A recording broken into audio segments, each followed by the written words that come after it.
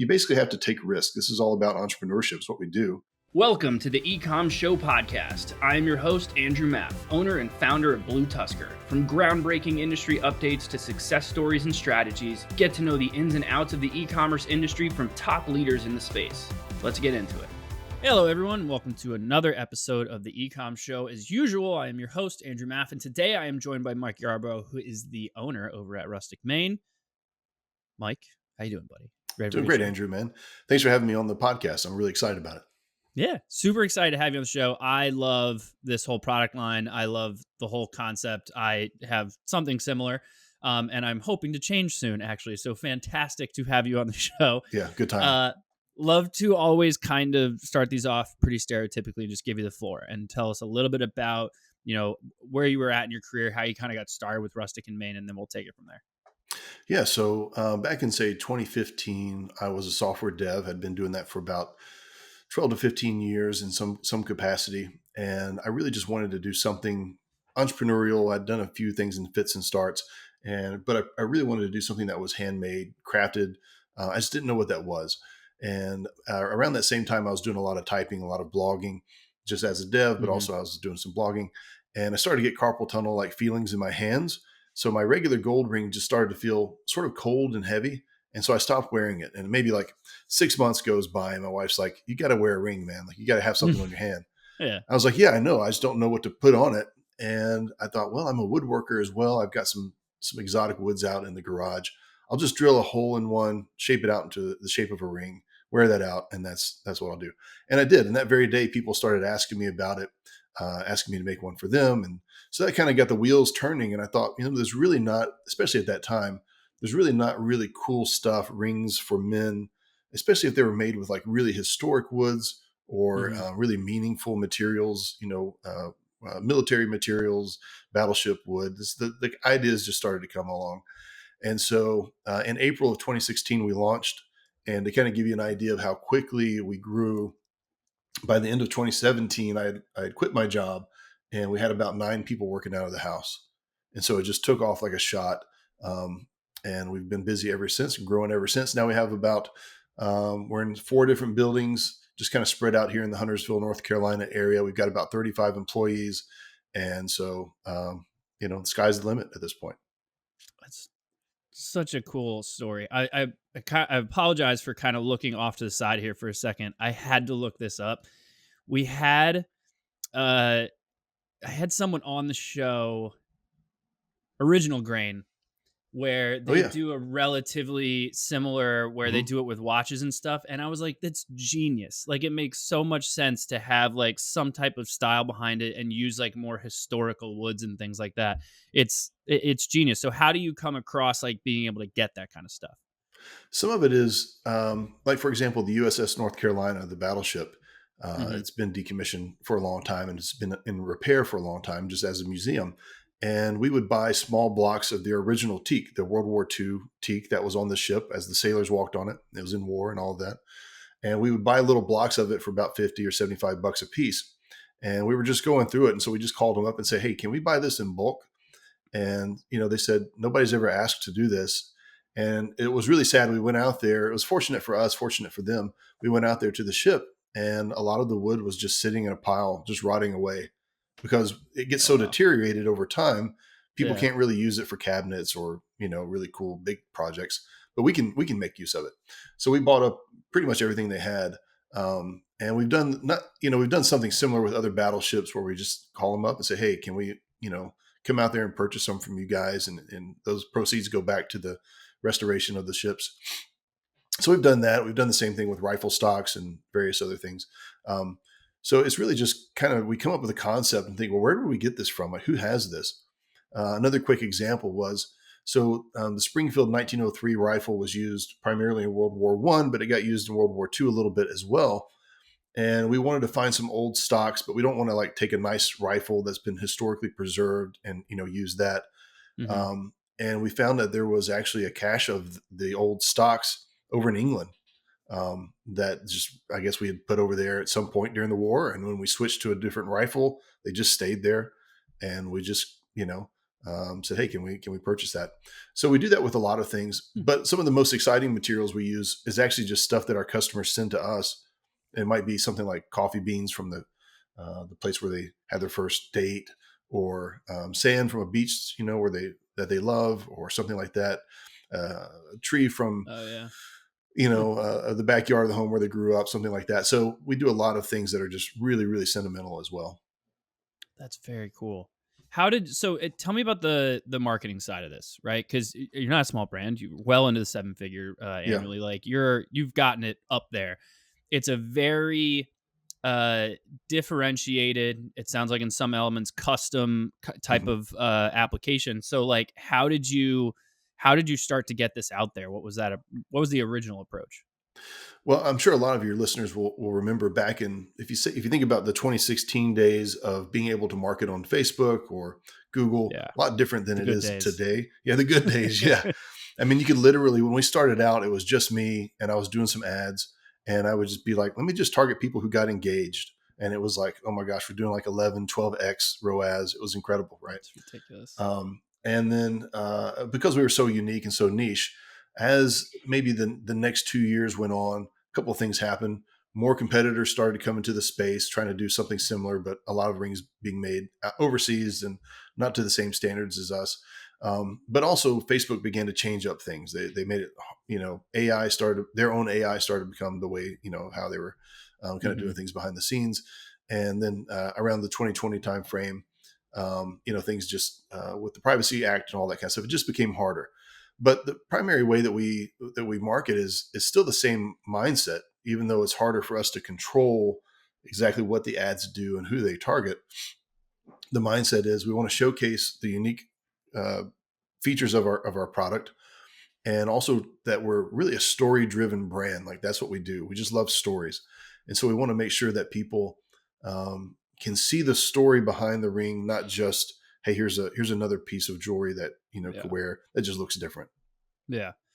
And is it primarily men's rings? I believe you've started to get into traditional kind of engagement rings Yeah. as well, correct? Yeah, so we started off with men's rings, and then that we expanded that line. Well, we started off with just wood rings, like rings made from wood, Hmm. and then we expanded that line to titanium and gold rings that contain inlays of the specialty woods and other materials. And so we did that for quite a while, and that was our primary, kind of our bread and butter. It still is. Last August, we kind of got into engagement rings, and doing a lot of custom engagement ring designs and just things that we just find interesting and unique, just styles that we're drawn to that may or may not be on trend yet, Hmm. but probably making a comeback. Who knows? And then a lot of classic, engagement ring styles as well. Yeah. So that's been taken off as well. So now we've been focusing really, really heavy on that for really the primarily this year. Yeah. Yeah. It's interesting. Tell me about a little bit about the business side, because I know, especially with a product line like this, it's typically a one-time purchase. Maybe they'll Mhm. come back and get a few different styles, or they might want to change it up like a while down the line, but that's not as frequent. So, from like a projectability type of aspect, like how are you managing that in terms of kind of deciphering customer acquisition costs versus like you never really know what the next couple months are going to bring you. Yeah, that's a fantastic point, and I'm glad you bring that up because we've worked with a lot of marketing agencies in the past who don't really understand that. Like, we're trying to sell them one product, Yeah. for we don't have other jewelry things to sell yet. They're used to the scenario where, like, you're selling a T-shirt and you can sell it to them and not make very much profit initially because you're going to sell them 5 or 6 T-shirts over the course of the customer lifetime. Yeah. And that's just not our model. And so it's really difficult for them to understand that. Not only that, but things are handcrafted. There's a longer turnaround time, Hmm. just a higher price point for that. And so uh, the way we the way we project it is we realize that, okay, it can only cost, in order to sell a customer a ring, we have to say what is the profit we're going to make off of it, assuming it costs $0 to market. And Yeah. then what's the percentage that we could spend on it in order to market it. And then we're Hmm. constantly watching the customer acquisition cost, um, on Google, Facebook, Pinterest, wherever we're, Yeah. wherever we're marketing. We don't do TikTok. I know that's big for a lot of folks, but we just don't do that. We may try to do M2 when that comes out. We'll see. But we really just keep an eye on that because that's big for us because, sometimes customer acquisition will be $250, $300, maybe more than that. Depends on what the product is, especially if it's a gold ring that's going for $3,000, $3,500. Yeah, it takes a lot to kind of cut through that ocean of competitors and other people out there. So we have to just price accordingly and just keep an eye on it.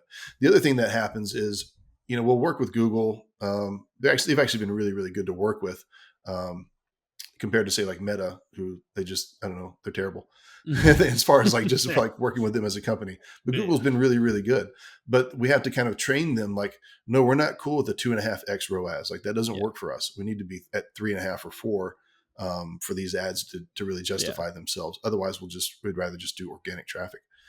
So there's some of that, but you just have to have your eye on the numbers for sure. Is your e-commerce business experiencing falling revenue? BlueTuskr has helped many brands like yours excel. Unlike other marketing partners, BlueTuskr leverages a team of specialists to ensure every strategy is created and executed toward your business growth. As an extension of your marketing team, BlueTuskr prides itself on helping to fill in the gaps and develop strong omni-channel strategies to diversify your business from the rest. Ready to scale your marketing initiatives? Visit their website, BlueTuskr.com. That's BlueTuskr.com. I'm shocked that I imagine you're probably performing pretty well on the Google side since you mentioned they're a good company to work with. So you'd probably say otherwise if that wasn't the case. But like there's so much limited real estate for things like, let's just say men's engagement rings, and anyone who's searching the term like men's engagement ring, you're going up against some behemoths and your product line is very differentiated. Mm-hmm. So how are you getting the Google ad side of things to work and really hone in on people that are looking for something a little bit different?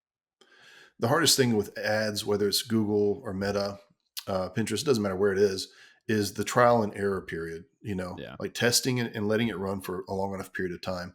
So one of the challenges in our industry, because we have a higher price tag item and something that takes a longer consideration time as well, because people will come and they'll design and they'll have 2 or 3 rings in the cart, and then they'll finally make a decision, at some point down the road.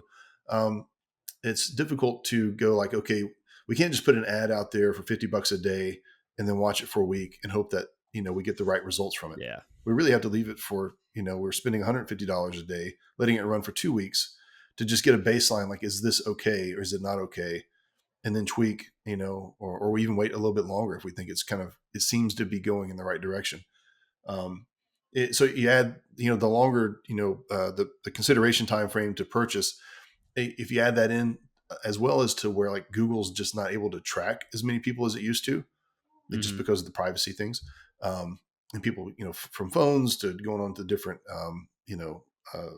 desktops from their phone, that kind of stuff.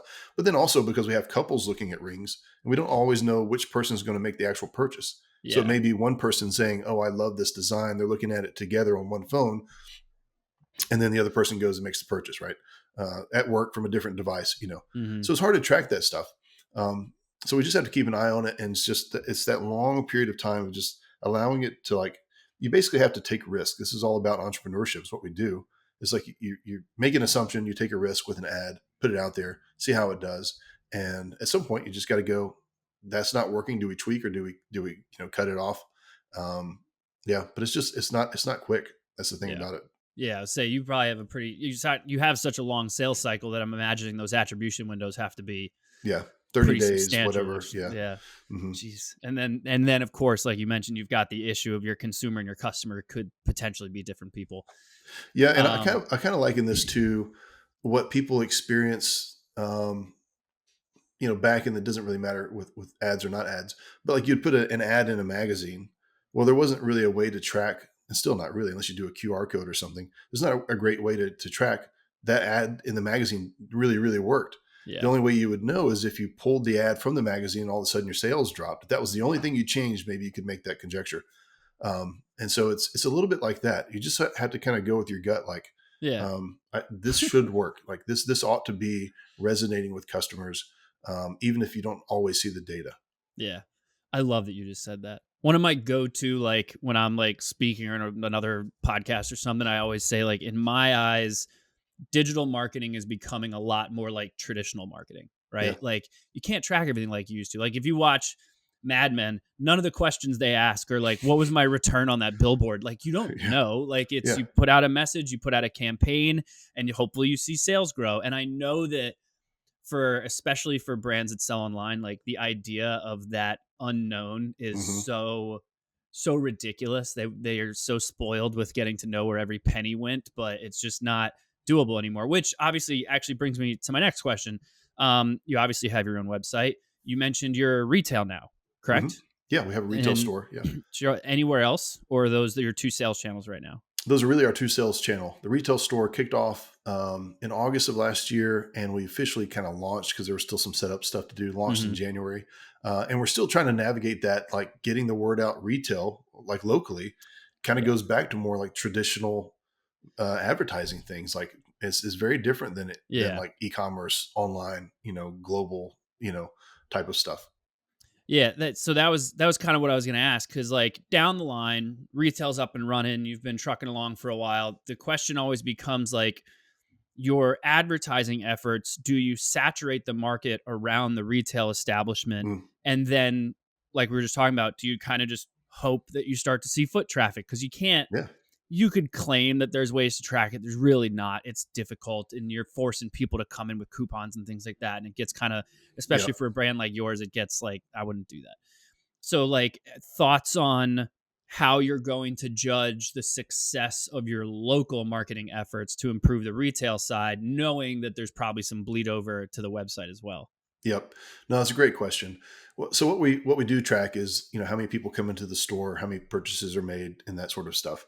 Mm-hmm. What we'll see is we may do, I don't know, 7 or 8 different events this year, just being part of the community. Mm-hmm. We'll sponsor some coffee shops, like, hey, the first sip's on us, and come in and get a drink, and we're just around the corner. Um, the people who walk in aren't always going to say, I saw you guys at this coffee shop, or you were on the back of my son's baseball jersey or whatever. Right. Cause we sponsored some little league team. We don't really know. Like you said, this is kind of back in the day. You just don't know. You can't track that as easily. But what we can track is over time, the people becoming more aware that we exist? Are they stopping in, to the retail store, and are we growing in the revenue that we're generating? And they continue to have a positive experience here. So those are the only things that we can really track. And it's one of those things where it's a long game, which is Yeah. people in the e-commerce world don't like long games because they want No. immediate results. I put a product out there. Why am I not selling it? But we're a brand that wants to be around for 100 years or more. So it's Mm-hmm. like, okay, we're going to put a retail shop up. It's in a cool spot. We really like the location. It actually, our retail store here's in Huntersville, North Carolina. It's actually the childhood home of Luke Combs, the country singer. So some No. people, will be familiar with him. A lot of people will be familiar with him. Yeah. But Pretty good amount.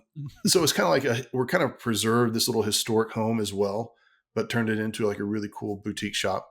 And so it's just, it's not like we're in a storefront downtown Charlotte, which has got good walking traffic, but it just looks like every other storefront anywhere else. It's a really, really unique space, and we want to try to make it work. And we'll just have to see. It just takes time. Who knows? Yeah. Are you manufacturing and fulfilling out of there as well, or is it two No, separate locations? all of our shops are here in Huntersville. Our production studio's just a little bit over a mile away, and so we've got 2 buildings kind of side by side there. Our marketing Mm-hmm. team's kind of just across the street in a house, and so we're kind of spread out right now just because we've grown so much, and there's not like a big building that we like that we would all Yeah. fit in. But we're doing our production, especially for our men's wedding bands and many of our engagement rings here in house. Just down the road. So Yeah. sometimes customers will drop by the retail store. I mean, people fly in from all over the place. We've had people fly in from California just to come and check out a Oh ring yeah. and check out, and the area. But we'll take them over to the production studio and just kind of give them a little walkthrough tour and just have, check it out and see how things are done, like how we do things. Yeah. That's very cool. Yeah. What's working for you right now on the marketing side? Is it the advertising, or are you doing something? Because I know earlier you mentioned about telling the story and things like that. Is that part of that effort? It is. Yeah. So advertising, typical e-commerce channels, we've kind of talked about Google, Meta, Mm-hmm. Pinterest, things of that nature. those work. Uh, it changes not necessarily on trends, but it changes on what kind of ads are out there. This is sort of a trend, not like a TikTok dance trend, but Yeah. there's a certain type of ad that once it starts working, all of a sudden everybody else starts to do it, and people just get fatigued of seeing that same type of thing over and over again. And so then we change it up and want to do something a little different. And we kind of go back to the storytelling. We've tried some really like longer form videos, like really really touching videos that tell the story of a particular couple's ring. And we've tried several of them, and it's just still really difficult with longer form content that we love, that we think tells the story. Like if you saw it on HGTV, you'd be like, oh my gosh, this is amazing. But trying to do that in an advertising form where you've got a really cinematic sort of video, people are just scrolling too quick. They just don't Mm-hmm. even, they're not invested in it. So Yeah. trying to figure out how do we tell the story, but in shorter little, chunks, but that also gives that really gets the point across. And so that's been a bit of a challenge. We're still trying to figure it out. Yeah. Do you lean in on like current customers and like reaching out to them and Mhm. seeing if they have interest in sharing their story? Is that, Yeah, I would imagine that's got to work pretty well, right? yeah, that does work really well, and that's how we've did those videos in the past. Yeah. And customers just had these real tearjerker, just amazing stories. And so they're out on YouTube. If you guys want to go watch them, they're fantastic. But Oh, nice.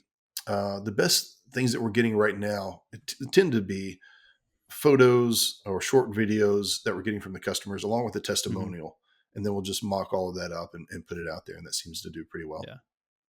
Makes a ton of sense. Yeah. I could definitely see for a product line like this, like how just telling the story is what's going to attract people. And really that's shareable content written all over it. Yep, yep. So what's next for Rustic and Main? How are you growing from here? Yeah, so we've got quite a bit of growth ahead in the engagement ring space. Like I said, Hmm. we've spent so much time focused on wedding bands that we're really building out that wedding, the engagement ring fine jewelry side, and that's a very competitive market. It's obviously we're not as niche in that because we're not putting like um, historic woods in an engagement ring or something like that. Yeah. But it's so that's it takes longer to kind of become an SEO authority on those things. So we're building that out and having a lot of fun doing it just because it's so different for us and so much fun. We've got an in-house jeweler. We do all of our CAD designs in-house. And so we just come up with some crazy idea. We're like, let's do this ring. And it's a lot of fun. So we're going to be doing that and focused on that for the remainder of the year and next year as well. And then we want to actually start from an aesthetic standpoint, bringing the rustic and the main kind of together. So we've been Hmm. far more focused on the Main Street kind of side appeal of things, that sort of 1940s glamour or small town Main Street kind of feel, Yeah. and weddings. We really want to bring more of the rustic element back into it because that's really what we started with. And so later this fall, we're going to start doing more photo shoots around that and trying to get pair those things back up and get that content out there. And then a big focus on local, really trying to push the retail store, and then eventually we want to expand into other retail locations as well, Yeah. so that each retail location kind of has its own personality. It's a unique experience. And I think this is, if anybody's listening to this and they're thinking about opening up a brick and mortar, I think especially these days, it has to be experiential. Oh yeah. We hear all about like the movie theaters and stuff closing down, especially after the lockdown period. And it's because they're just trying to be a place where you come and watch a movie, make it an experience. And the same goes for pretty much any store. It needs to be a place where you can't get that same feeling online. And so it can't just be come in, make a purchase. It's got to be something where the customer comes in and they actually experience the heart and the soul of your business. And so that's really what we want to do. We have a lot of fun with that as well. Yeah. Yeah, I completely agree. It's really interesting to see how retail is kind of slowly reviving itself, but with these new brick and mortars that are providing some type of additional value Hmm. outside of just the basic stuff, like a reason to go. Otherwise, like, what's the difference? Like, you could Yeah. always just order it, try it on at home, send it back. Yep. Um, Very cool. Mike, this was awesome. I really appreciate you having me on the show. I'd love to give you the floor, let everyone know where they can find out more about you and, of course, more about Rustic and Main. Yeah. So Rustic in Main, that's Main as in Main Street. So rusticandmain.com. You can head over there. You can, if you're in the Charlotte area or somewhere around here, even North Carolina, South Carolina, Feel free to stop in if you're seriously looking for a ring of some kind, wedding band, engagement ring, or just to say hi. But you can head over to rusticandmain.com. You can see all of our rings out there, the wedding bands, the engagement rings. We also have a really cool customizer. So if you're thinking about doing an anniversary band or maybe a band for the guy, you can go out there and you can actually build it and see it in real time, come to life with all these cool materials. You can even choose options to select, like, I want to send in my own rocks or sand or coffee or whatever. And we'll help you build that out. It's a really, really cool thing. So definitely worth checking out. That's awesome. Mike, thank you so much for being on the show. Obviously, everyone that tuned in, thank you as well. Please make sure you do the usual thing, rate, review, subscribe, all that fun stuff on whichever podcast platform you prefer, or head over to the ecommshow.com to check out all of our previous episodes. And as I always say, thank you all for joining us, and we'll see you all next time. Have a good one. Thank you for tuning in to the E-Comm Show. Head over to ecommshow.com to subscribe on your favorite podcast platform or on the BlueTuskr YouTube channel. The E-Comm Show is brought to you by BlueTuskr, a full-service digital marketing company specifically for e-commerce sellers looking to accelerate their growth. Go to BlueTuskr.com now for more information. Make sure to tune in next week for another amazing episode of the E-Comm Show.